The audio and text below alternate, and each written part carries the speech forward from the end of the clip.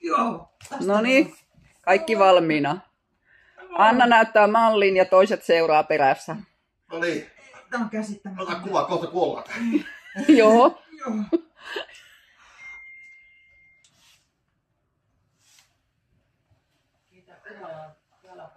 Poika sanoo, tulisiko sitä rinssi? Se menee tonne silloin kun on kolasia. Tuohon meillä ei ole. No niin, tässä olisi taas lähtö. No mikä se sieltä tulee? Tulitko uimaan? Oho, aivastus tuli. Lähdetkö mukaan? Tuossa olisi vielä, ei ole tää aukossa ollutkaan tilaa. Aukon voi avata.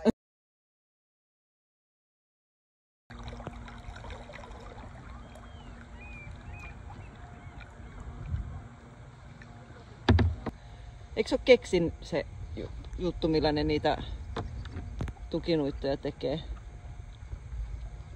Lapikkaat ja lapset. Oh, niin. Vähän on valkea naama.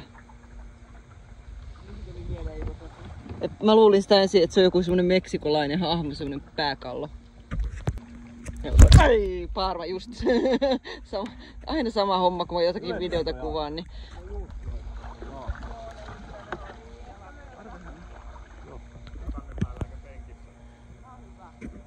Pitäisikö kokeilla?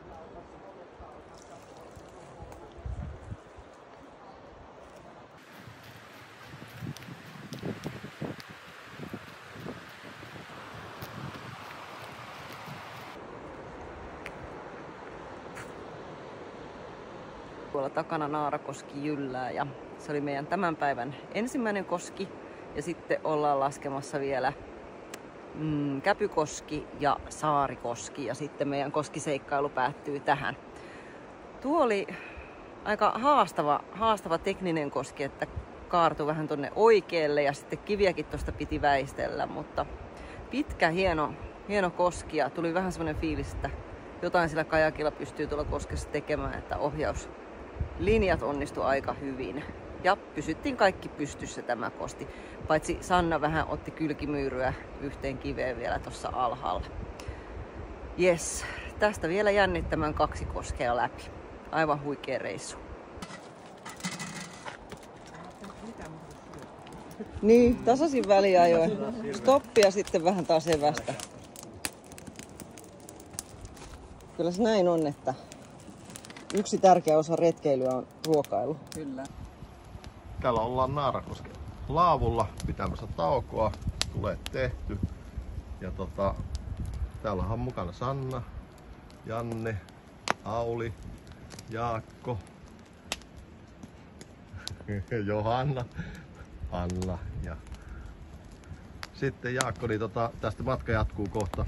Just tuo koski laskettiin, niin miten tää retki huipentuu?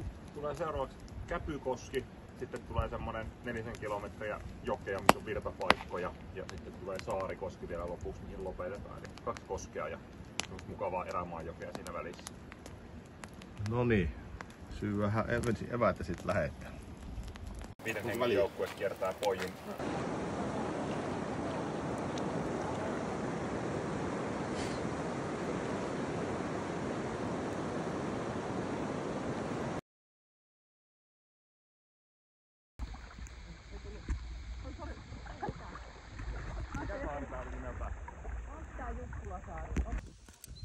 Tuo univaje meinaa nyt. Joo.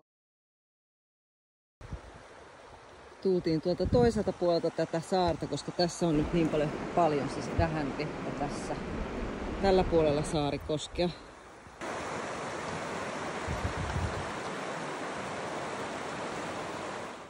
No niin, nyt on pakkauspuuhat enää tässä jäljellä ja uinti ja sitten kotimatka. Olipas siisti reissu.